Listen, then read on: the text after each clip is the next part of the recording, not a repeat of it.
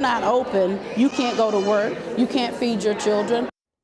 Minnesota daycare providers say they won't survive if the feds freeze funding over a YouTube blogger's unproven fraud accusations.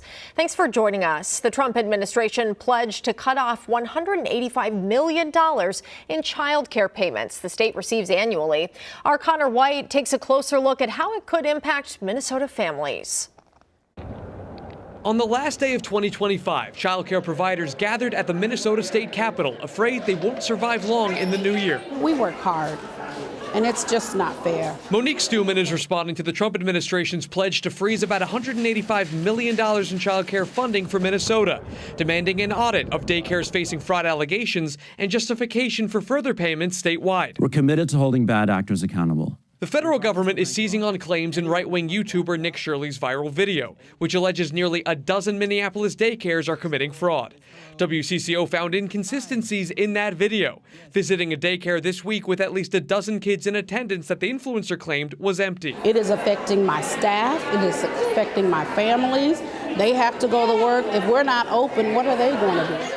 Stuman's Minneapolis daycare, called School Readiness, is not facing fraud allegations and is not included in Shirley's video. She says she'd only survive a month without federal funding. The same goes for other providers at Wednesday's rally who say the feds are unfairly punishing their clean operations. Are you confident, based on your work in this chamber, that there is not any widespread fraud going on? You know, it's very difficult to prove a negative. DFL Rep. Carly Katiza-Wattoon co-chairs the Children and Families Committee in the State House. She says they take fraud allegations seriously, but says other daycares shouldn't suffer as investigations continue. Fraud prevention is about policy and not politics. It's about solutions and not spectacle. But everything that we've seen from the federal government this week is about politics. In a statement, the Republican co-chair of that same committee, Representative Nolan West, says this is a consequence of a series of fraud schemes Minnesota is still grappling with.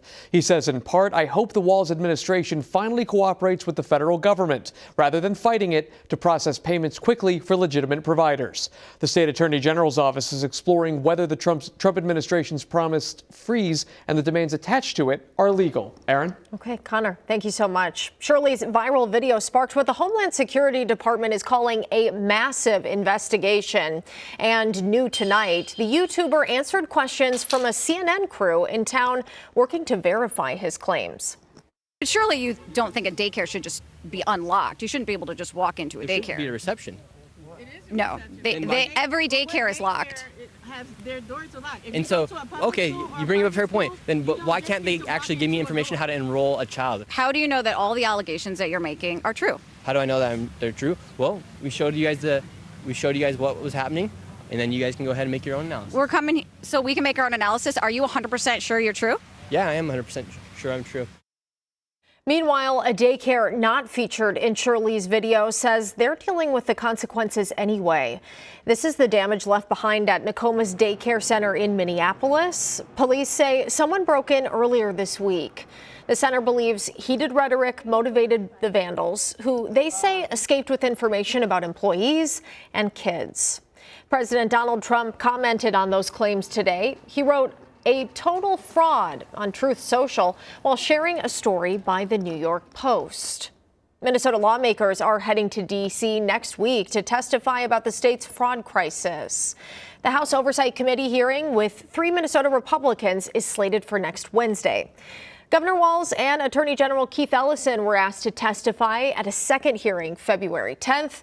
Neither confirmed they would attend in statements tonight.